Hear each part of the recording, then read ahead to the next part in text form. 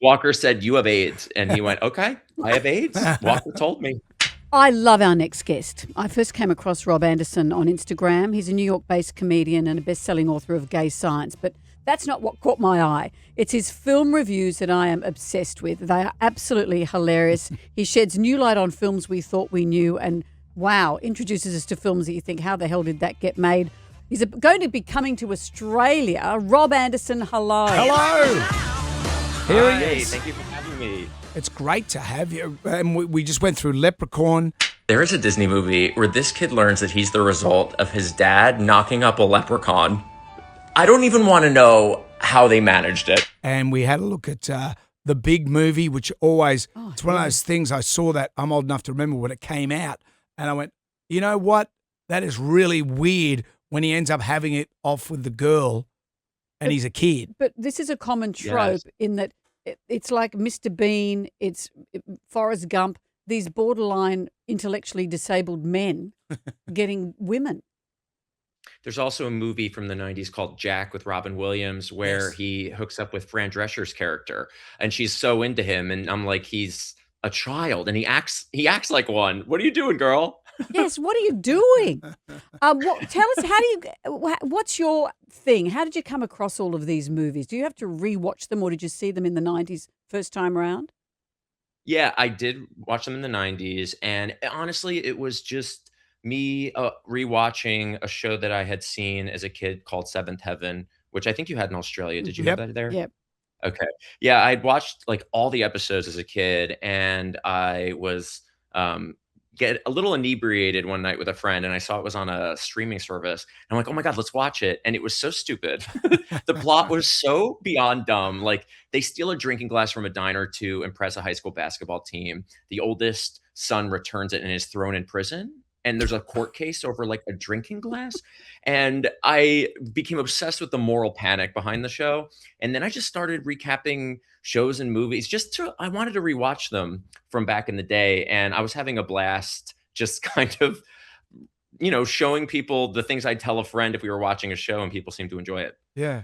I was on the weekend. I watched the movie Nobody. Have you seen the movie Nobody? It was a bit of a breakout hit. The first one was really good. And I watched Nobody 2, which might as well, it was akin to what Smokey and the Bandit 2 or 3 were. It was so bad. It made no sense whatsoever. How delicious. Absolutely Love no it. sense. Sometimes when a movie is so bonkers, like nothing makes any sense, it's actually hard to uh, have a funny recap because there isn't anything to hold on to. Nothing's holding it together. So there has to be some bones to it. There has to be something going to have more fun with it. So there's like kind of the extremes of it's really good or terrible. I'm not really in that. But if that sweet spot of, oh, this is decent, but this doesn't make any sense, then I go for it. What have been some of your favorite Hallmark movies? Because I know you've enjoyed those enormously. Netflix has become the new hallmark when it comes to rom-coms and Christmas movies. So I actually have done a lot of Netflix Christmas movies and rom-coms, but it feels like Hallmark because they are so bad. I have loved every time Netflix comes out with a Christmas movie, I am so down. There was one just, I think it was this last year, that was Parisian. There was like a Paris one where they fall in love in Paris. And I love tropes around countries. I love like, oh, we're going to go to Paris and eat baguettes and go on, we're going to see the Eiffel Tower. And it's just stuff that is so touristy and beyond. I love that.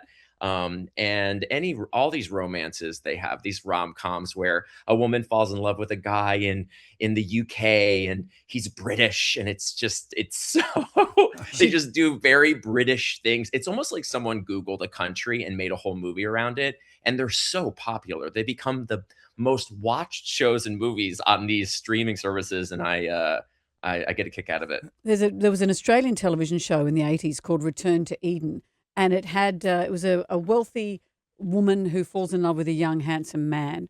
He tries to kill her by pushing her into croc-infested waters, and he thinks she's died, but of course the bandages around the face. She comes back as a supermodel that he falls in love with again and she wreaks revenge. And there was one scene where he goes for a swim and she's put a crocodile into his chlorine pool. It was completely ludicrous, but we all What is watched this it and called again? loved it. Return to I'm going Eden. to add this. I think And you've got it Return right. to Eden 2 was the one with the chlorinated croc. I think that's.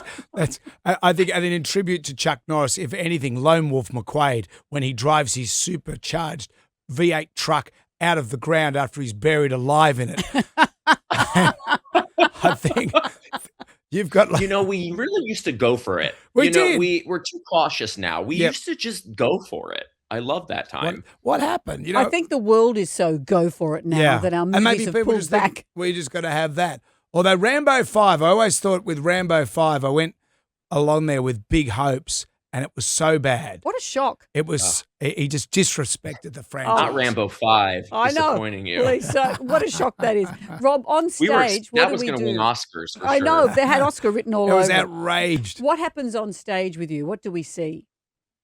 Yeah, well, speaking of Chuck Norris, makes a few appearances in the show. I've written a show about the 90s, and I've taken all the shows and movies and books and all the lessons they tried to teach us about teenage pregnancy and underage drinking and age gaps and racism and these like lessons where they tried to teach us about alcoholism in one episode of Boy Meets World. They really ran through it where they hit all the stages of alcoholism.